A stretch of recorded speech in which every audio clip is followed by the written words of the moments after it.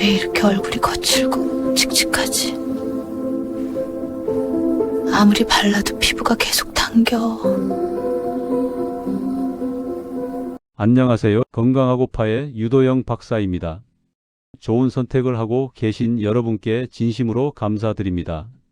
나이가 들면서 거울을 볼 때마다 뭔가 달라진 피부를 보며 고개를 갸우뚱하신 적 있으시죠? 갑자기 건조해지고 가려워지는 피부, 당기는 느낌, 점점 깊어지는 주름들. 많은 분들이 이런 변화를 그냥 나이 탓으로만 돌리고 계십니다. 하지만 오늘 제가 말씀드리고 싶은 건 이 모든 변화가 단순히 세월이 지나서만은 아니라는 사실입니다. 우리가 무심코 반복해온 작은 습관들이 피부를 더 빨리 늙게 만들고 있을 수 있습니다. 오늘은 노화된 피부를 어떻게 다시 건강하게 돌볼 수 있는지 그 구체적인 방법들을 하나하나 살펴보겠습니다. 이 시간이 끝날 무렵이면 여러분도 충분히 변화를 만들어낼 수 있다는 희망을 갖게 되실 겁니다. 많은 분들이 아침 저녁으로 열심히 얼굴을 씻으십니다. 깨끗해야 건강하다고 배워왔으니까요. 그런데 혹시 세수를 하고 나면 얼굴이 당기거나 빨갛게 변하거나 하루 종일 가려운 경험을 하신 적은 없으신가요? 사실 이런 증상들은 나이 때문이 아니라 우리가 피부를 너무 자주, 너무 강하게 씻어서 생기는 문제일 수 있습니다. 피부에는 천연 보호막이라는 게 있습니다. 기름막이라고도 하는데 이게 피부를 외부 자극으로부터 지켜주는 역할을 하죠. 그런데 하루에 여러 번 비누로 얼굴을 문질러 닦으면 이 보호막이 벗겨집니다. 특히 항균 비누나 강한 세정력을 가진 제품을 쓰면 더욱 심해지죠. 보호막이 사라진 피부는 수분을 지키지 못하고 금세 건조해집니다. 그러면 가려움증이 생기고 각질이 일어나고 붉어지는 겁니다. 서울에 사시는 김정혜님의 이야기를 들려드리고 싶습니다. 74세이신 정혜님은 평생을 청결에 신경 쓰며 사셨습니다. 아침에 일어나자마자 항균 비누로 얼굴을 꼼꼼히 씻고 저녁에도 같은 방식으로 세안을 하셨죠. 뽀드득 소리가 날 정도로 깨끗하게 씻어야 개운하다고 느끼셨습니다. 그런데 어느 순간부터 얼굴이 점점 붉어지기 시작했습니다. 처음엔 날씨 탓인가 싶었는데 시간이 지날수록 증상은 더 심해졌습니다. 아침에 세수를 하고 나면 얼굴이 당겨서 눈도 제대로 뜨기 힘들 정도였고 저녁이 되면 가려워서 자꾸만 긁게 되었습니다. 화장품을 바꿔보기도 하고 보습제를 듬뿍 발라도 소용이 없었습니다. 걱정이 깊어진 정혜님은 결국 피부과를 찾으셨습니다. 의사 선생님은 정혜님의 피부를 자세히 살펴보시더니 세안 습관에 대해 물으셨습니다. 하루에 몇 번 씻는지, 어떤 비누를 쓰는지 하나하나 여쭤보셨죠. 그리고 진단 결과는 의외였습니다. 너무 깨끗하게 씻어서 생긴 문제였던 겁니다.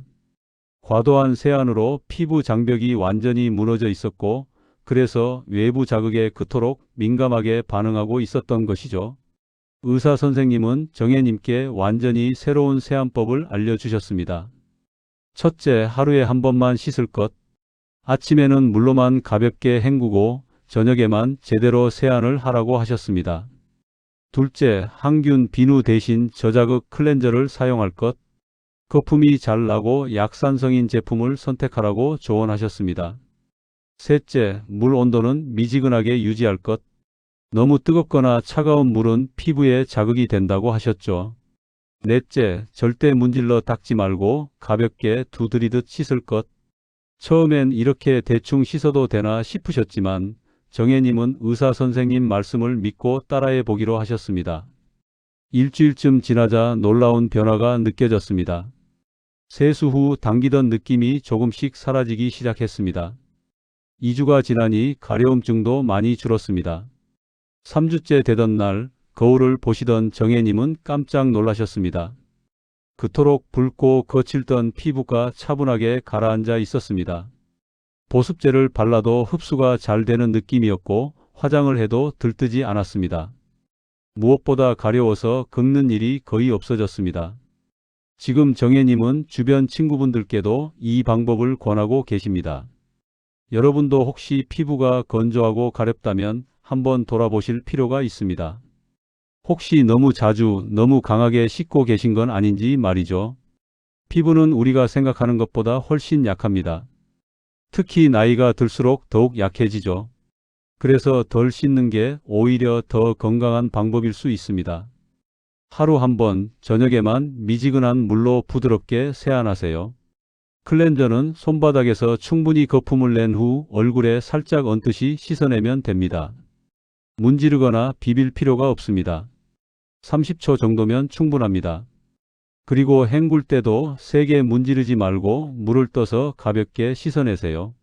마지막으로 수건으로 닦을 때도 문지르지 말고 톡톡 두드려서 물기만 제거하면 됩니다.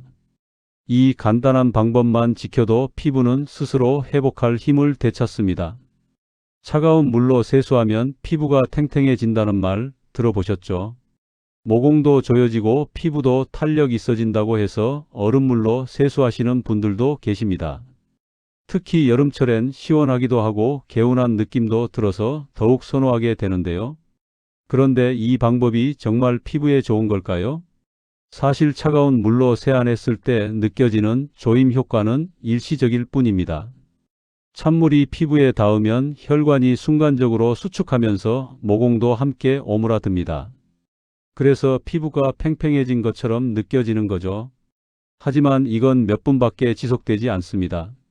오히려 지나치게 차가운 물은 피부에 자극을 줄 수 있습니다. 특히 민감한 피부나 혈액순환이 원활하지 않은 경우엔 더 큰 문제가 될 수 있죠.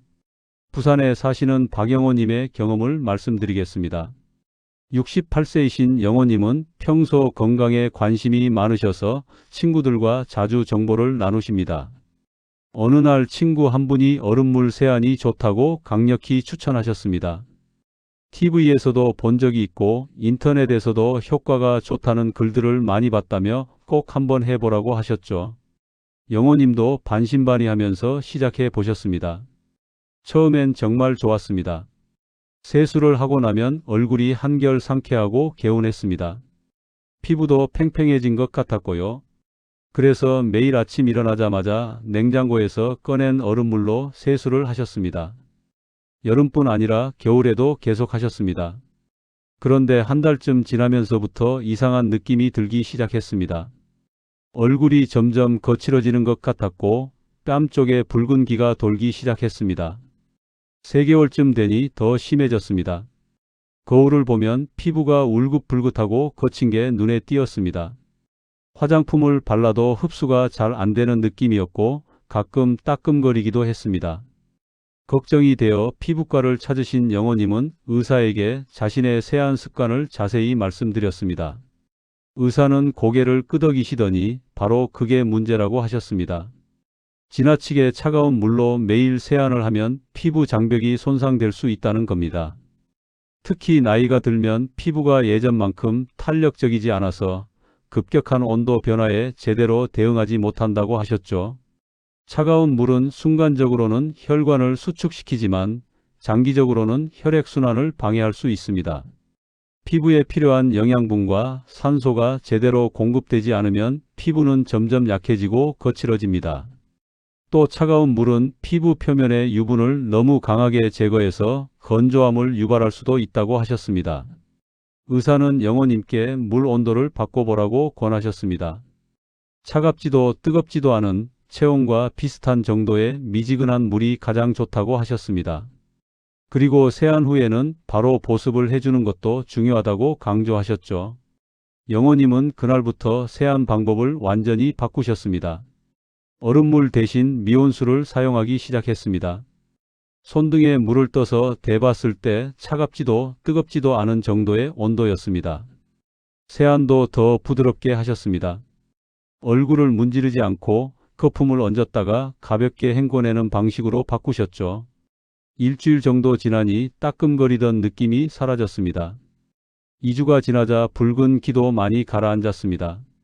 한 달쯤 지나니 피부가 전보다 훨씬 부드러워진 게 느껴졌습니다. 화장품도 잘 흡수되고 거칠던 피부결도 많이 매끄러워졌습니다. 지금 영호님은 친구들에게 절대 얼음물로 세수하지 말라고 당부하고 계십니다. 우리는 가끔 자극적인 방법이 더 효과적일 거라고 착각합니다. 뜨거운 물도 차가운 물도 아닌 미지근한 물이 가장 좋다는 걸 기억하세요. 손등에 물을 떠서 대봤을 때 온도가 느껴지지 않을 정도면 적당합니다. 이 온도의 물로 세수하면 피부에 자극을 주지 않으면서도 노폐물은 충분히 제거할 수 있습니다. 세수할 때는 손바닥에 물을 떠서 얼굴에 가볍게 얹듯이 헹궈주세요. 수압이 센 물줄기를 직접 얼굴에 대는 것도 자극이 될 수 있으니 주의하시고요. 그리고 세안 후에는 3분 이내에 보습제를 바르는 게 좋습니다. 물기가 완전히 마르기 전에 보습을 해야 수분이 날아가지 않고 피부에 잘 흡수됩니다. 나이가 들면서 피부가 푸석해지고 당기는 느낌 누구나 한 번쯤 경험하십니다. 이럴 때 많은 분들이 선택하는 게 바로 오일입니다. 베이비 오일, 올리브 오일, 심지어 식용유까지 바르시는 분들도 계시죠. 오일을 바르고 나면 피부가 촉촉하고 윤기가 나니까 효과가 있다고 생각하시는 겁니다. 그런데 여기에 함정이 있습니다.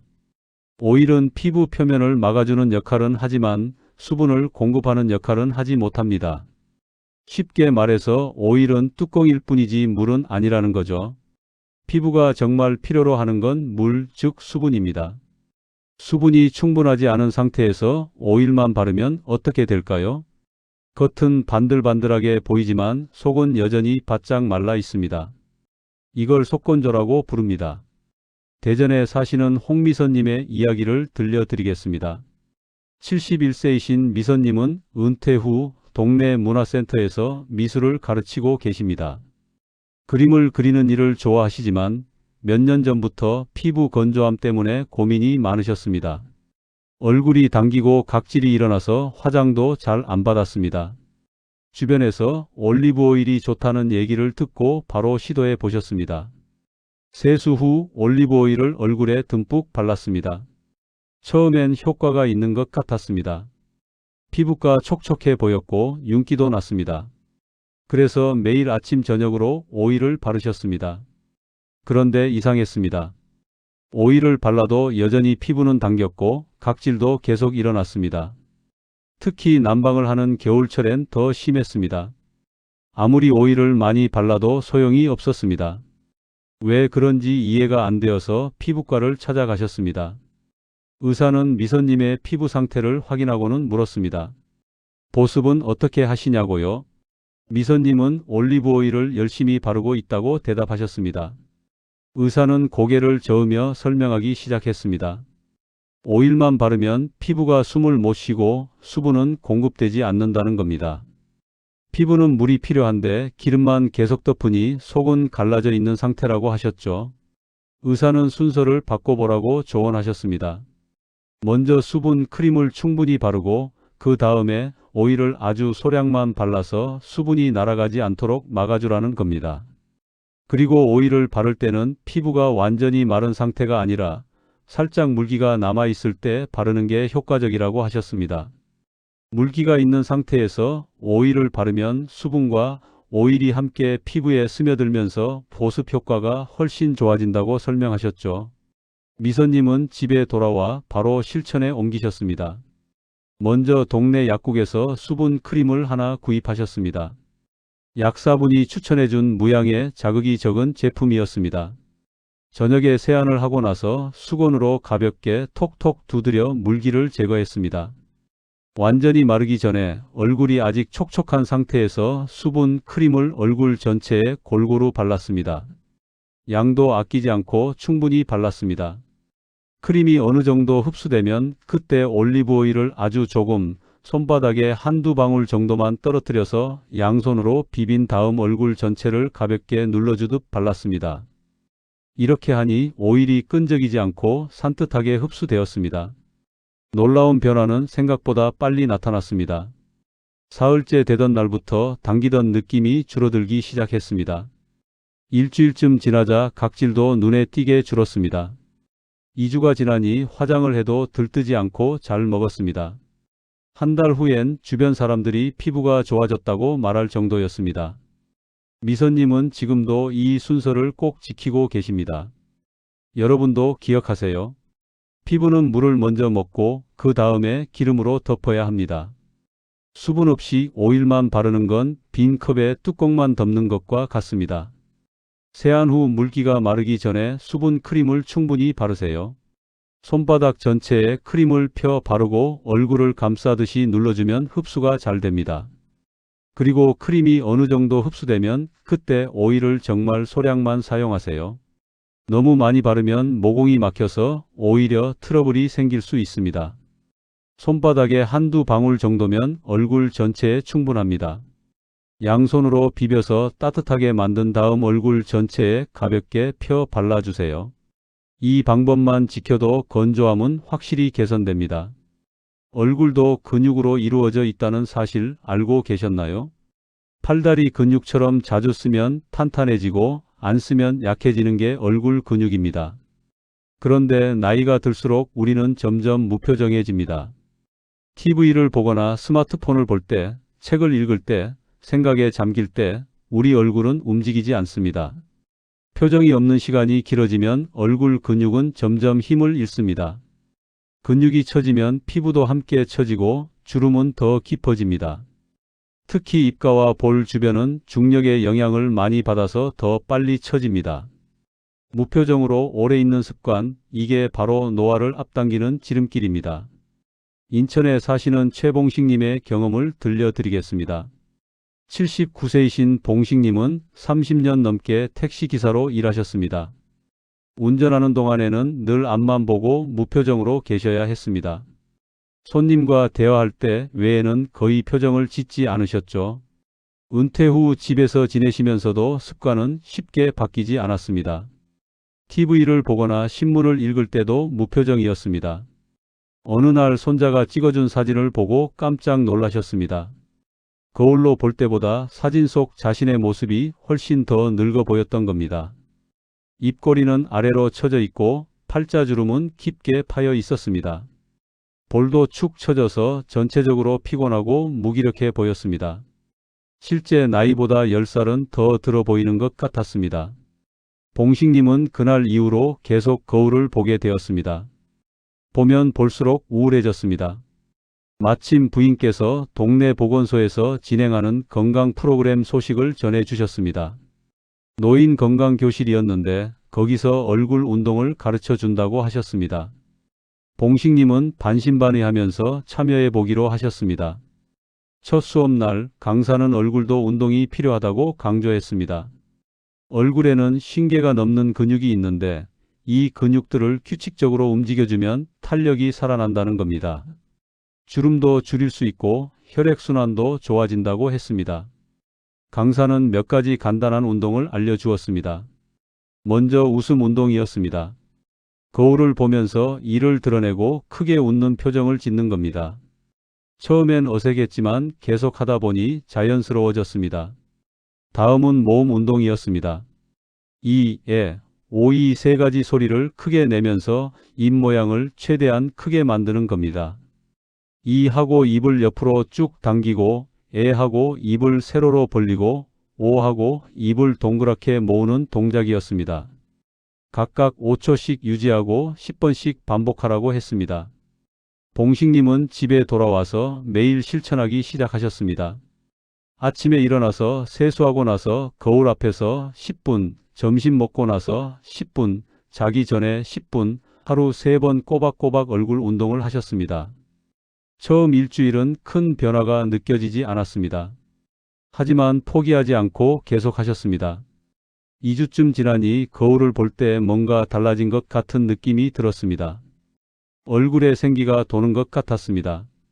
한 달이 지나자 주변 사람들이 알아봤습니다. 표정이 밝아졌다고, 얼굴에 활력이 생겼다고 말했습니다. 2개월쯤 되니 확실한 변화가 보였습니다.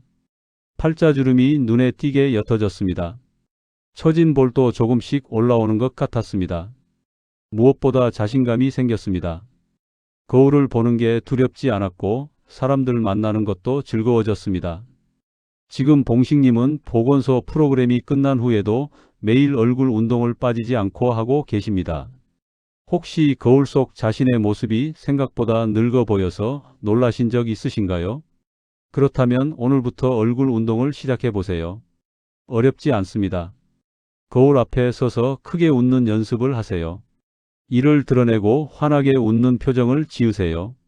처음엔 어색해도 괜찮습니다. 매일 하다 보면 자연스러워집니다.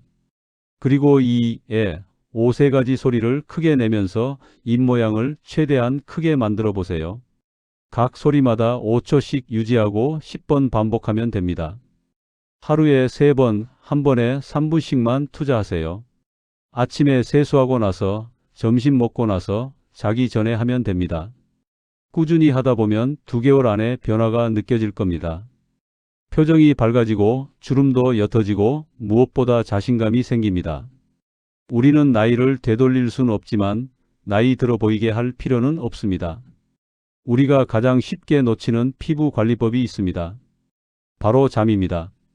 아무리 좋은 화장품을 바르고 영양제를 먹어도 잠을 제대로 자지 못하면 피부는 회복할 수 없습니다.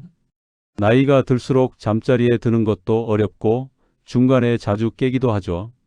새벽에 깨서 다시 잠들지 못하는 일도 흔합니다. 그래서 낮잠으로 보충하려고 하시는데 이게 오히려 밤잠을 방해합니다. 우리 피부는 자는 동안 회복됩니다.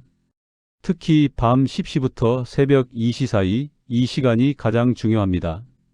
이 시간에 깊은 잠을 자야 피부 세포가 재생되고 손상된 부분이 복구됩니다. 그런데 이 시간에 잠을 자지 못하거나 자주 깨면 피부는 회복할 기회를 잃어버립니다. 광주에 사시는 윤성래님의 이야기를 들려드리겠습니다. 66세이신 성래님은 몇 년 전부터 불면증으로 고생하셨습니다. 밤 12시가 넘어야 겨우 잠이 들고 새벽 3시쯤이면 깨서 다시 잠들지 못했습니다. 피곤해서 낮에 소파에 앉아 있다가 깜빡깜빡 졸곤 하셨습니다. 그러다 보니 밤에 또 잠이 안 오는 악순환이 반복되었습니다. 피곤한 건 당연했고 짜증도 자주 났습니다. 그런데 더 큰 문제는 피부였습니다. 거울을 볼 때마다 얼굴이 칙칙하고 생기가 없어 보였습니다. 화장을 해도 어두워 보였고 눈 밑에는 다크서클이 자리 잡았습니다. 주름도 점점 깊어지는 것 같았습니다. 아무리 비싼 화장품을 발라도 소용이 없었습니다. 피부과를 찾아가도 별다른 문제는 없다고 했습니다. 다만 수면이 부족하면 피부가 회복되지 못한다고 잠을 잘 자는 게 가장 중요하다고 했습니다. 성래님은 수면을 개선하기 위해 노력하기 시작했습니다. 먼저 낮잠을 끊었습니다. 아무리 졸려도 참았습니다. 대신 낮에 가벼운 산책을 했습니다. 동네 공원을 30분씩 걸으면서 햇볕도 쬐고 몸도 움직였습니다. 저녁 식사는 6시 전에 끝냈습니다. 너무 늦게 먹으면 소화가 안 되어서 잠을 방해한다고 들었기 때문입니다. 저녁 8시 이후에는 물도 많이 마시지 않았습니다.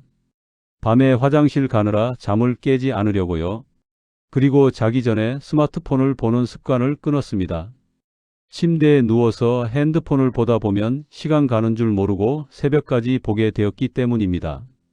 대신 자기 일 시간 전에는 따뜻한 물에 발을 담그는 족욕을 했습니다. 10분 정도 족욕을 하면 몸이 따뜻해지고 긴장이 풀렸습니다.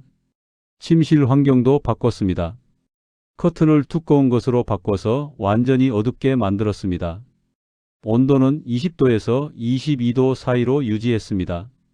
너무 덥거나 춥지 않게 조절했습니다. 처음 일주일은 여전히 잠들기 어려웠습니다. 하지만 낮잠을 안 자니까 밤에 조금 더 피곤함이 느껴졌습니다. 2주째 되니 잠드는 시간이 조금씩 빨라졌습니다. 11시쯤 되면 졸음이 왔습니다. 3주째에는 밤 10시 반쯤 자연스럽게 잠이 들었습니다. 중간에 한번 깨긴 했지만 다시 잠들 수 있었습니다. 한 달이 지나니 놀라운 일이 일어났습니다. 밤 10시면 잠들어서 아침 6시까지 푹 잤습니다. 중간에 깨지 않고 깊은 잠을 잤습니다. 아침에 일어났을 때 개운했습니다. 그리고 거울을 보고 깜짝 놀랐습니다. 피부톤이 한결 밝아져 있었습니다. 칙칙하던 얼굴이 생기를 되찾았습니다. 눈 밑 다크서클도 많이 옅어졌습니다. 2개월쯤 지나니 주변 사람들이 알아봤습니다. 얼굴이 밝아졌다고 건강해 보인다고 말했습니다. 주름도 예전보다 덜 눈에 띄었습니다. 성래님은 지금도 이 습관들을 꾸준히 지키고 계십니다. 혹시 잠을 잘 못 주무시나요? 밤에 자주 깨시거나 새벽에 일어나서 다시 잠들지 못하시나요? 그렇다면 수면 습관을 바꿔보세요. 먼저 낮잠을 끊으세요. 아무리 졸려도 낮에는 자지 마세요. 대신 가벼운 산책이나 운동을 하세요. 몸을 움직이면 밤에 잠이 잘 옵니다. 저녁은 일찍 드세요. 6시 전에 식사를 마치는 게 좋습니다. 자기 1시간 전에는 스마트폰을 끄세요. 화면에 불빛이 잠을 방해합니다. 대신 족욕을 해보세요. 따뜻한 물에 발을 담그고 있으면 몸이 이완되고 잠이 잘 옵니다. 침실 환경도 중요합니다. 완전히 어둡게 만들고 온도는 20도에서 22도 사이로 유지하세요. 이렇게 하면 수면의 질이 좋아집니다. 그리고 수면이 좋아지면 피부도 저절로 좋아집니다. 우리가 바르는 것보다 더 중요한 건 자는 동안 피부가 스스로 회복하도록 돕는 것입니다. 오늘 우리가 함께 살펴본 5가지 습관들 기억하시나요? 너무 자주 씻지 않기, 미지근한 물로 세안하기, 수분 먼저 공급하고 오일은 나중에 바르기, 얼굴 근육 운동하기, 그리고 숙면하기. 이 모든 것들이 거창한 게 아닙니다. 돈이 많이 드는 것도 아니고 어려운 것도 아닙니다. 그저 조금만 신경 쓰면 누구나 할 수 있는 작은 실천들입니다. 하지만 이 작은 실천들이 모이면 큰 변화를 만듭니다. 김정혜님의 건조한 피부가 좋아졌듯이, 박영호님의 붉어진 피부가 진정되었듯이, 홍미선님의 당기던 피부가 촉촉해졌듯이, 최봉식님의 처진 얼굴에 생기가 돌았듯이, 윤성래님의 칙칙한 피부가 밝아졌듯이 말입니다. 여러분도 할 수 있습니다. 우리는 흔히 나이를 탓합니다. 나이가 들어서 어쩔 수 없다고 생각하죠. 하지만 오늘 이야기를 통해 아셨을 겁니다. 나이보다 더 큰 영향을 주는 건 바로 우리의 습관입니다. 잘못된 습관은 피부를 더 빨리 늙게 만들지만 좋은 습관은 피부를 젊고 건강하게 지켜줍니다. 지금 당장 시작하세요. 오늘 저녁 세수할 때부터 달라져 보세요. 미지근한 물로 부드럽게 씻고 수분 크림을 충분히 바르고 그 위에 오일을 살짝 덧바르세요. 거울 앞에서 3분만 웃는 연습을 해보세요. 그리고 오늘 밤만큼은 스마트폰을 일찍 끄고 푹 주무세요. 이렇게 하루하루 작은 변화를 만들어가다 보면 한 달 후 거울 속 여러분의 모습이 분명 달라져 있을 겁니다. 피부는 거짓말하지 않습니다. 우리가 어떻게 대하느냐에 따라 정직하게 반응합니다. 소홀히 하면 거칠어지고 정성을 들이면 부드러워집니다. 여러분의 피부는 지금 이 순간에도 여러분의 선택을 기다리고 있습니다. 오늘 배운 것들을 실천으로 옮겨보세요. 작은 변화가 큰 기쁨이 될 겁니다. 건강한 피부로 더 밝고 활기찬 하루하루를 보내시길 바랍니다. 여러분을 응원합니다. 감사합니다.